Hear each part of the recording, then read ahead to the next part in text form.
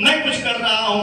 हमारे बीच बैठा हुआ एक ऐसा श्री राम भक्त है जिसके अंदर वह क्षमता है, परंतु वह भूल गया है।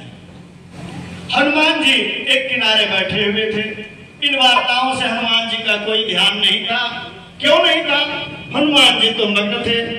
कहा, श्री राम जय राम जय जय राम, श्री राम जय राम जय जय राम।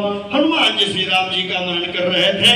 वहां पर पहुंचे हैं जामुन जी, और जामुन जी कहते हैं, हनुमान तुम जानते हो कौन हो? कहे, प्रभु मैं केसरी नंदन हूँ, आंजनेय हूँ, ये तो मैं जानता ही हूँ।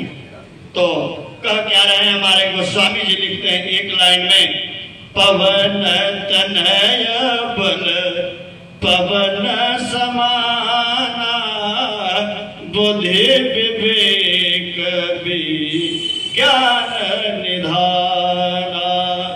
अगर हमें किसी को कोई उद्देश्य देना हो, कोई कार्य कराना है, यह नीति कहती है पहले उसके सामर्थ्य की पहचान कराओ। जब वो सामर्थ्य जान जाए तब उसको उसका उद्देश्य बताओ, और इसके बाद उसे ये भी समझा दो कि तुम्हारा अधिक से अधिक बुरा इसमें क्या हो सकता है। किसी को हमें किसी कार्य को लगाना है तो 3 बातों का ध्यान देना होगा।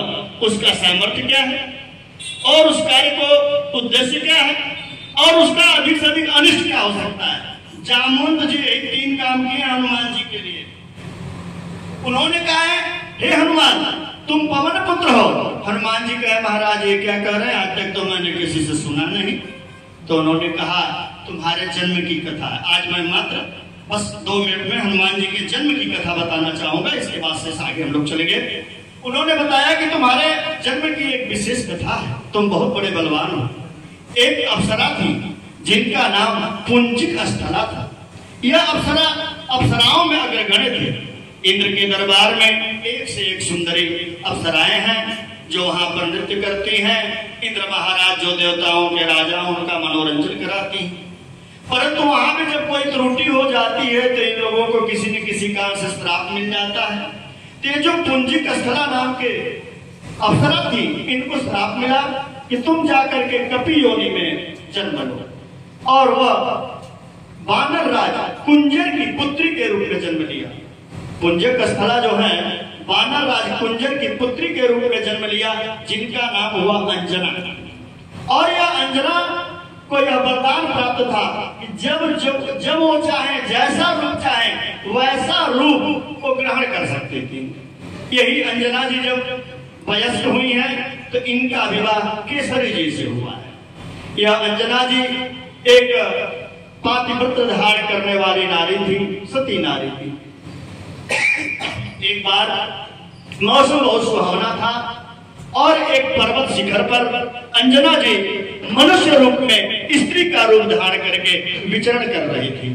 उस समय इनके शरीर पर एक पीत वस्त्र था जिनके किनारे लाल थे। यह जो मैं वाणी बता रहा हूँ यह श्री वाल्मीकि रामायण में दिया हुआ है। पवन देव ने उनको देखा।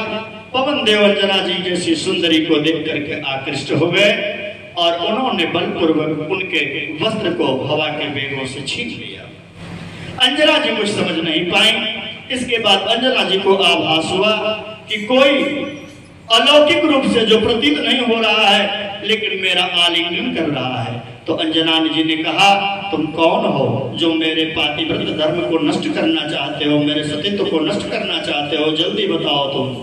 पवन देव ने कहा, हे सुंदरी, मैं आपके पातिव्रत धर्म को नष्ट नहीं करूंगा, परंतु मैं आप पर मोहित हूं। मोहित हूं इसलिए मैं सांकल्पिक संसर्ग करूंगा जिसके द्वारा आपको मेरे ही जैसा परम पराक्रमी, बुद्धिमान, बलशाली और उड़ने में हमारे ही समान होगा, ऐसा पुत्र आपको प्राप्त होगा।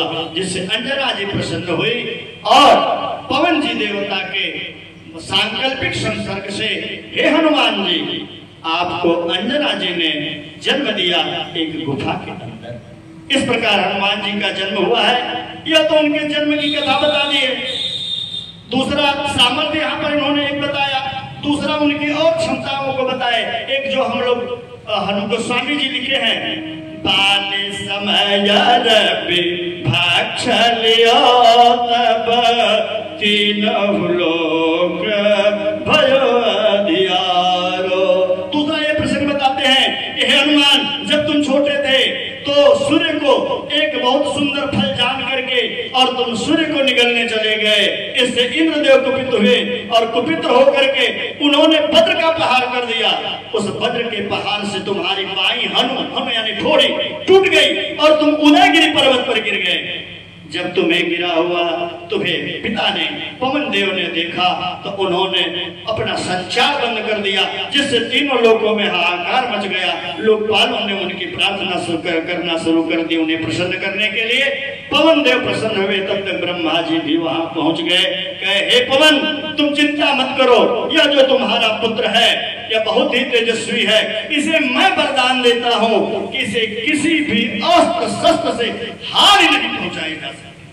तो हनुमान जी को दूसरी यह बात दिला रहे हैं यार कि हे पवन पुत्र, तुम्हारे ऊपर किसी अस्त्र शस्त्र का प्रहार कोई काम नहीं करेगा, तुम्हारा ऐसा सामर्थ्य है। और तीसरी बात उन्होंने ये भी बताया कि जब इंद्र ने देखा कि उनके वज्र के प्रहार से केवल तुम्हारी हनु टूटी है और तुम जरा भी विचलित नहीं हुए हो, तो इस पर इंद्र भी प्रसन्न होकर के तुम्हें वरदान दिए हैं कि हे हनुमान, तुम्हारी मृत्यु तुम्हारी इच्छा से ही होगी, काल भी तुमको मार नहीं सकता है। एक बार बोलिए पवन सुत हनुमान की।